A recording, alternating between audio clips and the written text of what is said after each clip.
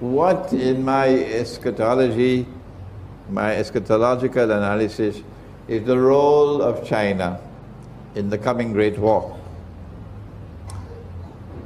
And is there any reference in the Quran to support a role for China in the coming Great War? I do not find in the Quran any evidence pertaining to China directly. But the important thing for us to recognize is that in the Quran we have Qarnayn. Qarnayn in Surah Al-Kahf can mean two horns. And you don't have to send me any email to convince me it's two horns. If that's your choice, that's your choice. When I look at the word qarn in the Quran, I find that Allah always uses the word qarn to mean an age or an epoch, a generation. And so Qarnayn will be two ages or two epochs or two times. One in the past, when Gog and Magog were confined behind the barrier, and the other in the future, when of course Gog and Magog will be released. Zulkarnain used power to punish the oppressor, to confine him, to use the language of chess, to checkmate the oppressor. Cannot be destroyed, but he can be checkmated. And in the second age, in the Qarnayn, which is to come, Qarnayn, the second age, will witness the same thing again. That the people in the region of the Black Sea, is the Black Sea in the Quran? Is the Black Sea in the Quran? Is the Black Sea in the Quran? Come on, somebody. Yes, it is. The Black Sea is in the Quran. In which surah? In Suratul Kahf. Aynun Hamiyah. Zulkarnain reached to one end of the land, Aynun Hamiyah, meaning a body of water which is dark and murky, and it's the Black Sea. And in that region of the world in which the Black Sea is located, the second age will emerge of Qarnayn. It's two currents. That power will emerge in that region of the world, and that power will be built by Allah. Allah will make it powerful.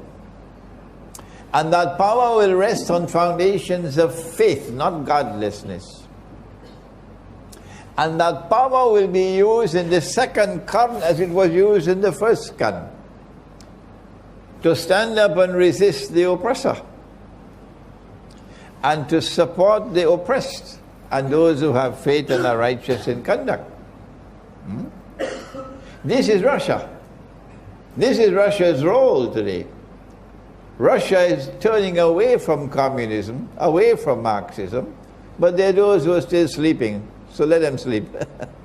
And Russia is returning to Orthodox Christianity. Russia is recovering her spiritual soul, while the United States and Canada and Britain and France and Germany have barbarian souls. A man can marry another man and get a marriage certificate, and you call that something progressive, something worthy of commendation? That's progress? You must be sleepy. If Russia is standing up against the oppressor in the second qarn, then whoever stands with Russia is on the right side. And China is a proud civilization. Not the Chinese in Singapore I'm talking about. I'm talking about China. China will not bend her knee to the oppressor who wants to rule the world. So they're now preparing to wage war not only on Russia but on China as well. They are really stupid people. They're really stupid people. They're preparing to wage war on both Russia and China. Is China afraid? No. Russia says, we're not afraid of you.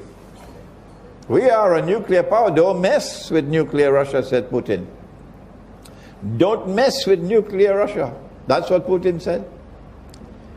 And Russia is not afraid of them. So they're preparing for nuclear war with Russia. And Russia says, we're not afraid of you. And they're preparing for nuclear war with China as well. And China says, we're not afraid of you. Now then, this is a war between the world's greatest oppressor that history has ever known, and those who are standing and resisting his oppression. On which side should you be? If you have a telephone to your government, then call them and tell them. Whichever government you have in the world, call them and ask them. If this is a war between the greatest oppressor that the world has ever known, and those who are standing up courageously to resist his oppression, whose side should you be on? Should you be sitting on a fence? Not Imran Hussein. No, and not my students. We are on the side of the second Karn in Karnain.